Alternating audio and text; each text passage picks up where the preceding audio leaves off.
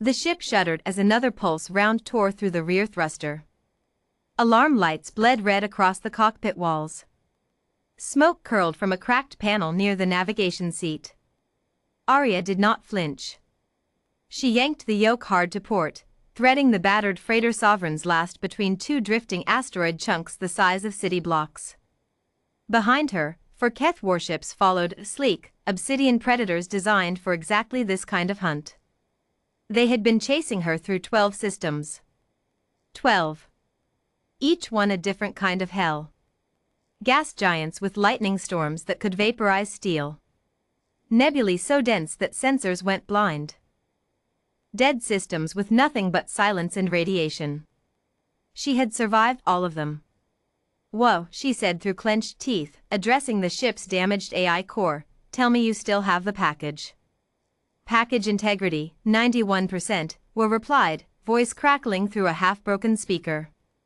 "Though I must note, my enthusiasm for this mission has declined considerably since System 4. "Nobody asked your enthusiasm." Arya pulled the ship into a barrel roll, letting a plasma bolt scorch the air where her hull had been half a second ago. "How far to the rendezvous?" "At current speed, assuming we are not destroyed, which I calculate at a 63% probability, 17 minutes. "Cut it to 12. "That would require the secondary drive, which is currently on fire." "Then put it out and use it anyway." A long pause. Then, understood. 3 weeks ago, Arya had been nobody. A courier. An anonymous human woman moving cargo between outer rim stations, the kind of person galactic empires forgot existed. She had no military rank. No augmentations. No alien bloodline or psionic gift or ancient weapon bonded to her soul. She had a ship. She had her hands. And she had something the Keth Empire had spent 4 centuries trying to breed out of every species they conquered. She refused to stop. The package had come from De, a name whispered in resistance circles like a prayer and a warning both. De was old. Older than most living species knew how to count. A Velhari scholar who had spent his last decades compiling what the Keth feared most, proof.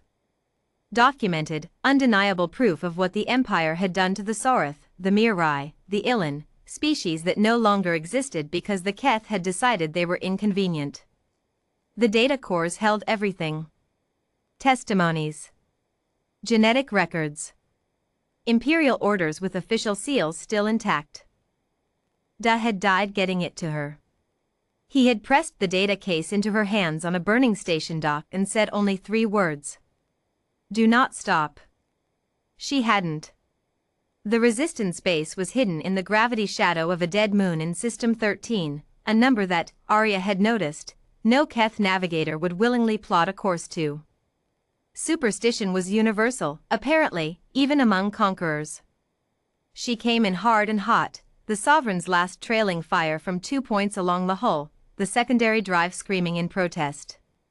The landing bay doors were barely wide enough and she hit them at twice the recommended approach speed. The ship scraped. Metal shrieked. She bounced twice on the landing struts. Then, silence. Pressurized atmosphere. Gravity. She sat in the cockpit for exactly 4 seconds. That was all she allowed herself. Then she grabbed the data case and walked out.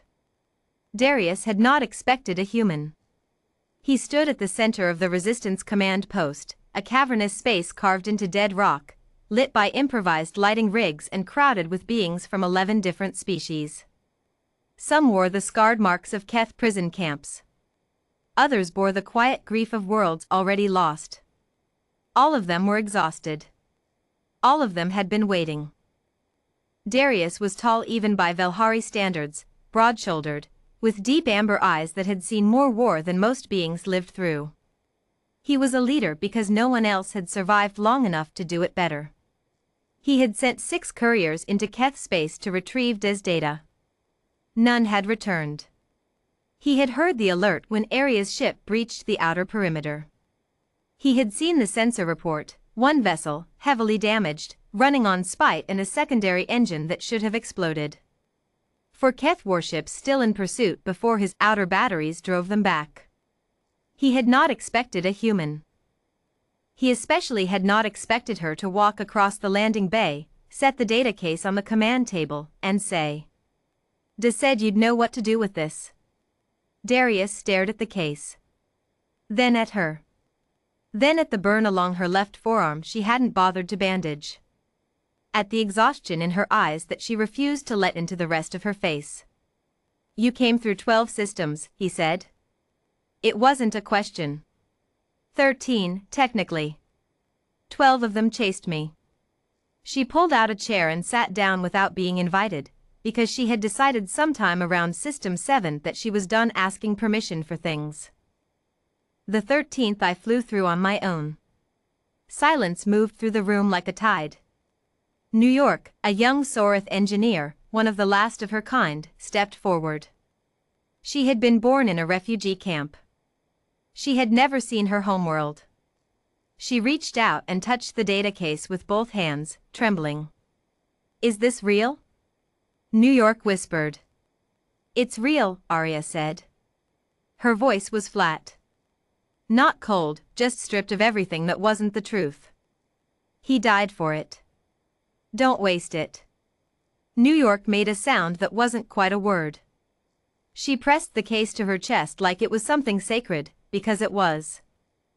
"Hi, the Resistance's chief communications officer, a Mirai with 4 arms and the ability to broadcast on 47 simultaneous frequencies, began the upload within the hour.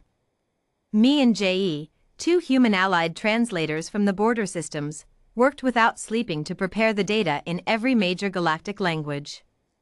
Yo, an ancient weapons master who had fought the Keth in the first expansion and lost an eye doing it, stood guard at the door of the data room and did not move for 6 hours.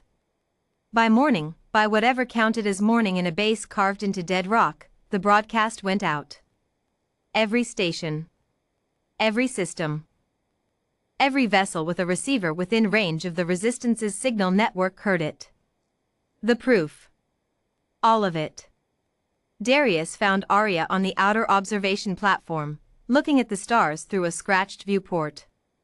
She had finally bandaged her arm. She held a cup of something warm that New York had pressed into her hands an hour ago.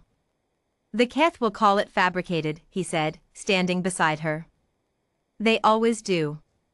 She didn't look at him. "Then people start asking why, if it's fabricated, the Empire is working so hard to silence it. That's when it stops being a story and starts being a question. Questions don't go away." Darius was quiet for a moment. "You're a courier," he said finally. "You had no obligation to deliver that package.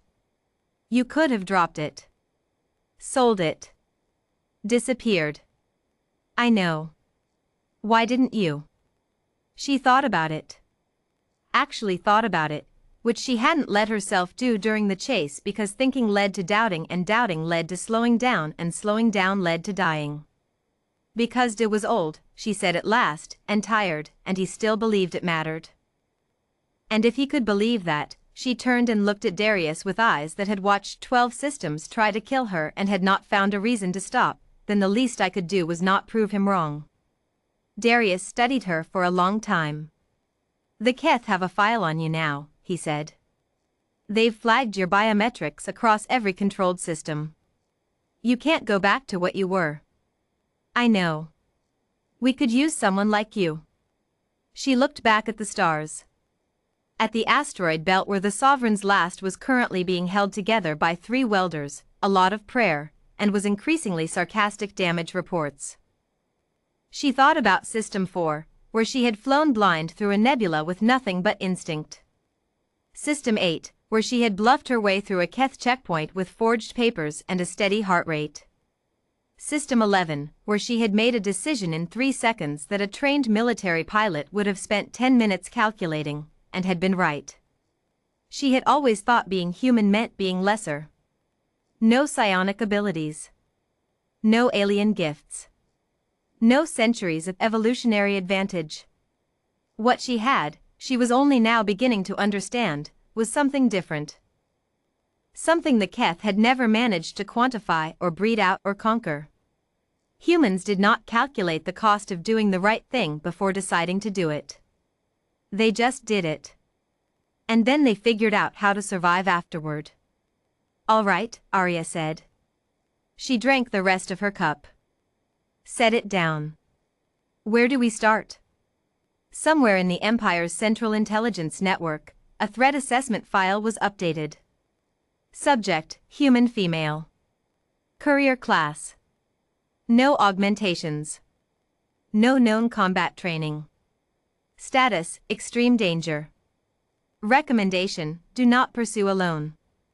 Additional note, added by a junior analyst who would later be promoted for the observation. Do not pursue at all.